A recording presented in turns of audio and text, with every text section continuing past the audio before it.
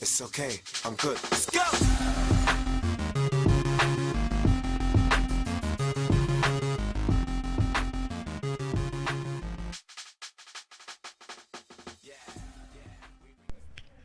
Bienvenidos a un tercer tutorial en donde llevaremos su mente y su cuerpo al extremo. Hoy veremos el sistema nervioso y cómo este nos ayuda a procesar rápidamente las señales que recibe nuestro cuerpo, sean señales térmicas, sean señales de dolor, sean señales eléctricas, sean señales de algunos tipos de estímulos específicos en alguna parte del cuerpo, así como cuando nos golpeamos el brazo con alguna puerta y la reacción de nosotros puede ser alejarnos de esta o sobarnos el brazo.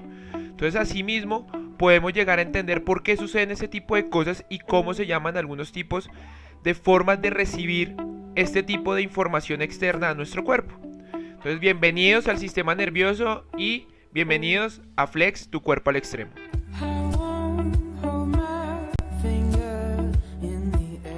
Bueno, primero reconozcamos cómo está conformado el sistema nervioso central. El sistema nervioso central está conformado de abajo hacia arriba. Está conformado por la médula espinal, la cual se divide en 4. Está conformado por el encéfalo, el cual se divide en 3, que es el tallo encefálico, el cerebelo y el cerebro. Y por último, dentro del cerebro tenemos los receptores sensoriales, o más conocidos como neuronas, que gracias a las conexiones eléctricas que hacen entre una y otra, pueden llegar a generar comunicación al cerebro de qué es lo que está pasando por nuestro cuerpo y qué está recibiendo nuestro cuerpo. Pero para que esto se pueda llegar a realizar, la médula espinal está dividida en 4 partes, la cual es cervical, torácica, lumbar y sacra. De una u otra forma, también la médula se divide en dermatomas. ¿Qué son los dermatomas? Esta ramificación de la médula, la cual nos permite de una u otra forma tener conexiones con algunas partes de nuestro cuerpo, como lo vemos acá.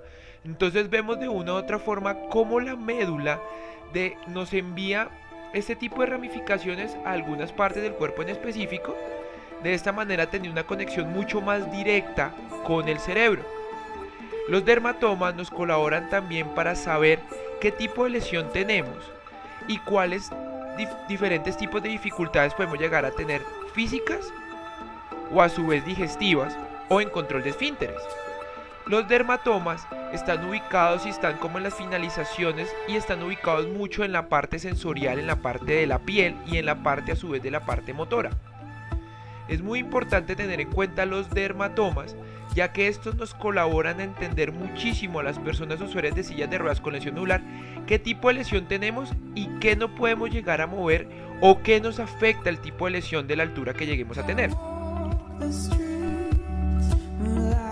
Como por ejemplo, una persona que tenga una lesión T5 es una persona la cual puede mover del pecho hacia arriba, pero no puede llegar a tener movimientos ni sensaciones del pecho hacia abajo. También depende muchísimo si la médula fue afectada totalmente, o sea, se cortó en su totalidad o fue cortada parcialmente, o sea, es una lesión incompleta. Tener una lesión incompleta podemos llegar a tener algunos, por decirlo así, conexiones dentro de la médula que nos pueden facilitar algunas sensaciones o hipersensibilidad, o tener algunos tipos de movimientos voluntarios o involuntarios.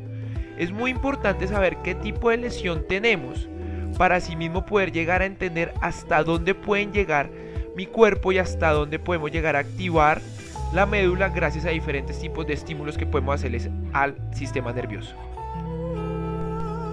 Después de entender la médula espinal, cómo se conecta con el cuerpo y cómo está dividido el sistema nervioso central, ahora entramos a ver las características físico-químicas de los receptores sensoriales. Aunque su título es un poco largo, realmente lo que buscamos acá es entender un poco la excitabilidad, la especificidad, la adaptación y la codificación, y cómo estos de una u otra forma nos sirven para tener un mejor acondicionamiento físico y no llegar a errar al momento de hacer un acondicionamiento físico. Entonces, empecemos con excitabilidad. Bueno, excitabilidad es la capacidad de reaccionar ante estímulos nerviosos al relacionar una área específica de nuestro cerebro con una reacción tanto corporal o emocional.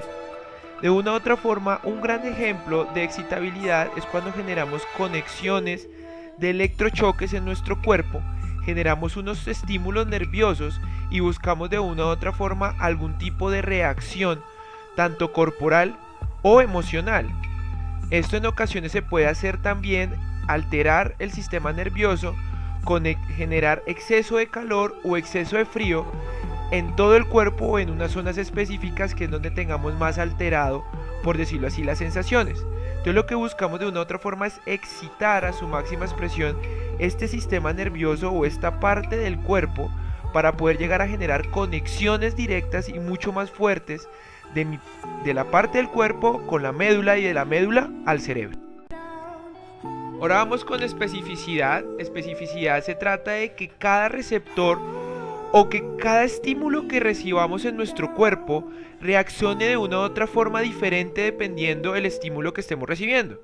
Un ejemplo, si nos quemamos con un fósforo en la mano, reaccionamos diferente si recibimos un pellizco en el brazo y reaccionamos diferente si llegamos de una u otra forma a recibir frío en alguna parte de nuestro cuerpo, un frío extremo, reaccionamos diferente.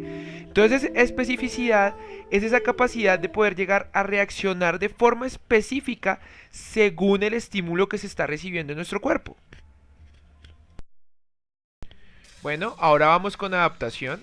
Adaptación, como su nombre lo dice, es que nuestro sistema nervioso se adapta a un estímulo después de ser prolongado durante mucho tiempo en esta parte del cuerpo o que reciba constantemente en nuestro cuerpo. Entonces, en este caso, recibir estímulos de frío, recibir de una u otra forma, meterse una tina fría y estar totalmente congelado durante los primeros minutos, pero ya después el cuerpo se estabiliza y ya el sistema nervioso lo que hace es empezar a bajar ese tipo de conexiones y ese tipo de comunicación al cerebro, y ya lo que hacemos es estabilizar nuestro cuerpo. En ocasiones, la adaptación es muy importante entenderla hacia la parte de entrenamiento físico, de no hacer el mismo ejercicio con la misma velocidad y con la misma intensidad todos los días, porque de una u otra forma esto hace que el cuerpo se adapte y no estamos generando ningún tipo de estímulo o conexión con nuestro cerebro de una u otra forma diferente. Entonces lo estamos adaptando durante el tiempo a que se acostumbre a hacer este tipo de ejercicio. Después no vamos a tener ningún tipo de resultado porque ya realmente el cuerpo se acostumbra a hacerlo.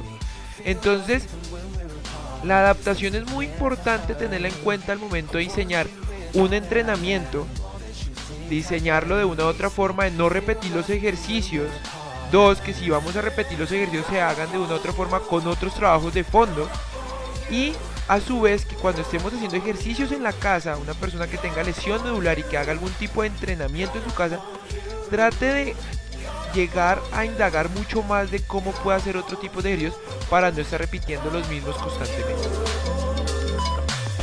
Ahora vamos con codificación. Codificación se trata de que entre mayor intensidad existe en el estímulo, en esa parte del cuerpo, enviamos mayor información al cerebro y enviamos mayores impulsos nerviosos al cerebro.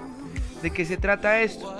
Que si generamos de una u otra forma bastante ejercicios de radiación de movimiento, recuerden que radiación de movimiento es poder llegar a tener un movimiento en nuestra parte de arriba y tener una reacción en la parte de abajo, y tener esos movimientos de los miembros inferiores nos ayudan de una u otra forma a enviar ese tipo de codificación a nuestro cerebro de forma constante, a su vez generar estímulos de frío y de calor constantemente. Pero recuerden que no es generar adaptación, o sea, no es hacerlo todos los días, sino que hacerlo con un plan, de una u otra forma, un plan de entrenamiento y acondicionamiento físico. También poder llegar a tener propiocepción, un entendimiento corporal de nuestro cuerpo, donde podamos llegar nosotros a coger nuestros miembros inferiores y hacerle diferentes tipos de ejercicios. Y por último, generar bipedestación constantemente, de una manera rigurosa y con un plan de entrenamiento, para que de esta forma estemos enviando estímulos constantes al cerebro de que tenemos los miembros inferiores y que si posiblemente la lesión es incompleta, podemos llegar a tener algún tipo de reacción y algún tipo de beneficios de movimientos y sensibilidad. Ahora vamos con la clasificación fisionerviosa o los diferentes tipos de receptores que tenemos en el sistema nervioso. Una de estas son los electroreceptores. Los electroreceptores son aquellos que perciben algunos choques eléctricos en nuestro cuerpo y que van directamente a la médula mandando información al cerebro, de esta forma estimulando algunas partes y estimulando el sistema nervioso. Bueno, ahora seguimos con los mecanorreceptores. Los mecanorreceptores son los que nos colaboran muchísimo en nuestra estabilidad y en la propiocepción de algunas partes del contexto donde nos encontremos. Entonces en este caso nos colabora muchísimo en la parte del tacto, nos colabora muchísimo en la parte del gusto, en la parte del oído, en el sistema vestibular, que es como el sistema que nos ayuda muchísimo a la estabilidad. El otro es en la parte de la vista. Los mecanorreceptores nos colaboran mucho al poder llegar a entender nuestro cuerpo con el entorno. Ahora vamos con los fotorreceptores. Los fotorreceptores nos colaboran a la parte de la vista, es la que se encarga, son los receptores de la parte de la vista, y los fotorreceptores nos colaboran a poder llegar a captar esa luz que tengamos en el entorno en ese momento. Entonces lo que hacemos es de que afecta a la retina del ojo, y en la retina del ojo actúa según cómo esté la luz en ese momento y envía información al cerebro para que de una u otra forma podamos llegar a visibilizar o podamos llegar a generar una adaptación según en el momento, según la luz que estemos recibiendo y que el cerebro y que los ojos estén recibiendo en ese momento. Entonces los fotorreceptores nos colaboran a adecuarnos y a adaptarnos si hay demasiada luz o si hay poca luz. Ahora vamos con los termorreceptores. Los termorreceptores nos colaboran muchísimo en la parte de adecuarnos y adaptarnos según el clima que estemos percibiendo. Entonces los termorreceptores son los que nos colaboran a saber si estamos recibiendo, si ahí está haciendo demasiado calor o si está haciendo demasiado frío. En ocasiones los termorreceptores se alteran y se activan mucho más rápido cuando cambiamos de un clima frío a un clima caliente, de un clima caliente a un clima frío en menos de segundos. Entonces estamos en el aire acondicionado y salimos del aire acondicionado a un clima caliente, y de una u otra forma los termorreceptores se activan para poder llegar a darle esa información al cerebro y al sistema nervioso del cambio de clima que obtuvimos. Ahora vamos con los nociceptores. Los nociceptores son los encargados del dolor y son los que nos colaboran a identificar en qué parte del cuerpo nos duele o en qué órgano nos duele y realmente la intensidad de este dolor. Entonces nos envían información al cerebro constantemente de la intensidad del dolor que podamos llegar a percibir y a llegar a tener en ese momento y en qué lugar en específico nos está doliendo.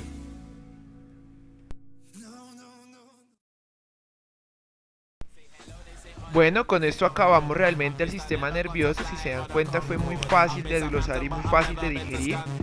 Espero que les haya servido y lo conectemos muchísimo con el entrenamiento y con los demás temas que hemos visto. Recuerden llevar siempre su cuerpo al extremo. Nos vemos en la próxima ocasión. Hasta luego.